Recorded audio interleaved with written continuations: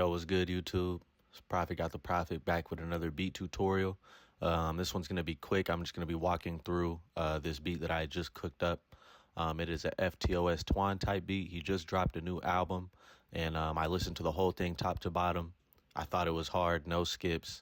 That was actually my first time listening to FTOS Twan. He's still kind of up and coming. He has like 14K followers on the gram.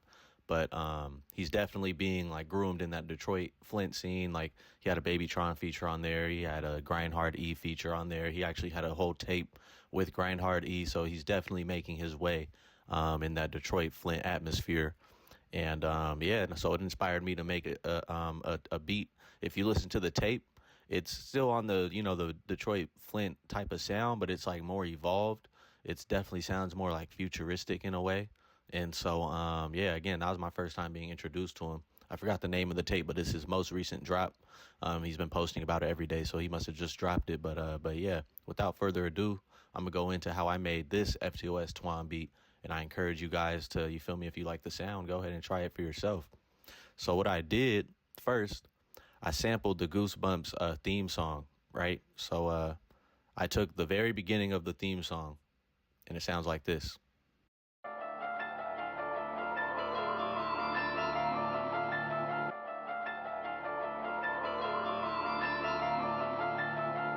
So I just looped that part. I sped it up to, as you can see up here, I'm at 103 BPM. I believe the sample was like 95 or something like that. But yeah, I wanted it to be more of a fast paced type of beat. So I sped it up, chopped it up, and yeah, I just left it that. That's my main melody. It's just the theme song. What made the FTOS Twan beat so I don't know. I'm pretty sure his name is FTOS Twan. I don't know if I'm supposed to pronounce it differently, but that's how I'm gonna be saying it this whole video. But the way Twan's beats were sounding when it came to like the bass line to give it that futuristic sound, it sounded like they were layering basses, right? So I have the 808. This is the 808 pattern.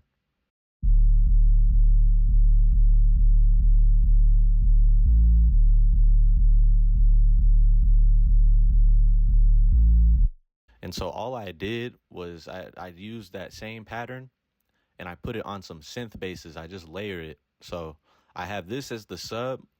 I did a low cut, so it's just like the sub frequencies of the bass, as you can see.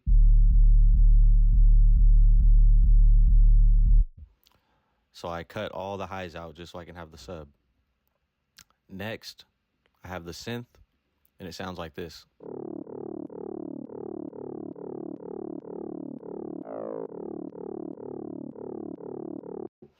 So that's like the regular Detroit synth that we all know and know and love, but I kind of tweaked it a little bit. In Logic, it's the 80s FM bass attack. Again, this is a stock sound, and it's on the rounded one. When you open up Alchemy, it's in rounded. But what I did, I boosted the cutoff all the way. I boosted the resonance to 89. The FM decay I left. The sync is all the way down. But this little blue circle right here, when you first load up the sound, it's in this corner. I moved it to about right here.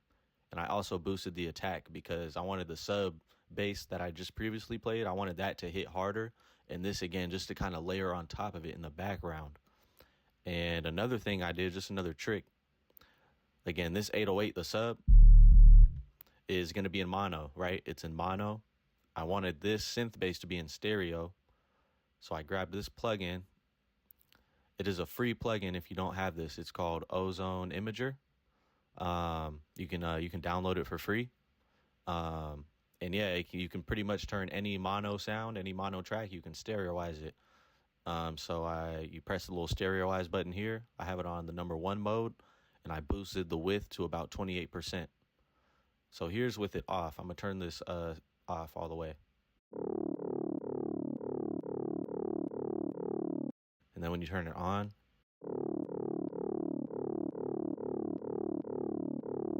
it just gives it a little wider, you know what I'm saying? If you're listening to this video in headphones, you'll be able to tell, or if you have some speakers. If it's just on your phone, you probably won't be able to tell, and that is okay. But just so you kind of know what I'm doing in the background, right? So then when you put them together, it sounds like this.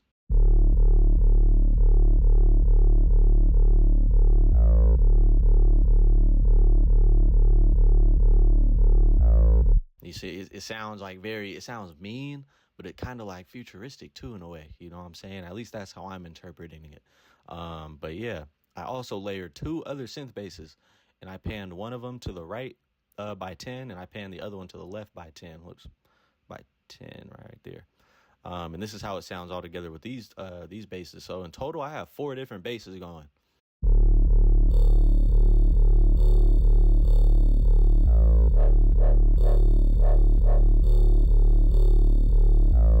I'm telling you feel me? This is different. You know what I'm saying? It's different, and that's what I love about making beats. Is because you could make something different. You feel me?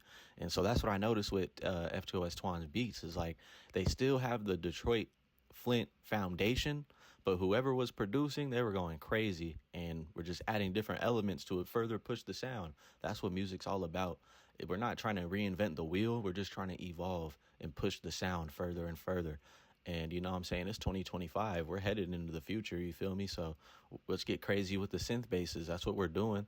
And a lot of these synth basses, these aren't new. You know what I'm saying? These have been used in other genres, especially like EDM and house. I literally grabbed this bass from the EDM bass plugins in Logic. You know what I'm saying? So get creative. Throw some EDM basses in your rap beats. There's nothing wrong with doing that. You know what I'm saying? It's gonna make it sound hard. You might come across a certain EDM bass, layer it with an 808, and bro, it's gonna sound crazy. You know what I'm saying? So that's what I did here.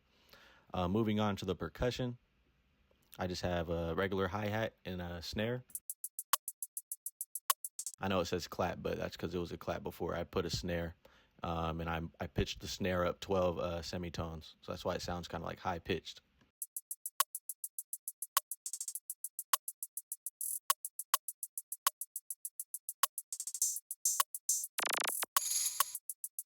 Feel me? I just added that little laser. Nothing new, you know what I'm saying? That's been used in beats. I just wanted to add a little laser roll on top of the hi-hat, just give it just an element. And that's coming every 4 bars. Same with this open hat, that's coming every 4 bars. And I got the tambourine and then a riser coming in every 8 bars. And then other than that, that's the whole beat, you know what I'm saying? I wanted it, it's like you keep it simple, but as you can see, it's 12 different tracks, you know what I'm saying? So there's a lot of elements, but again, it's more so just layering and stacking, you know what I'm saying? So it's a lot of tracks, but it's still relatively simple, you know what I'm saying? Each track is still simple within itself. So nothing's like doing too much compared to another track, you know what I'm saying? So all together, you know what I'm saying? I'll play it from the intro, but it sounds like this.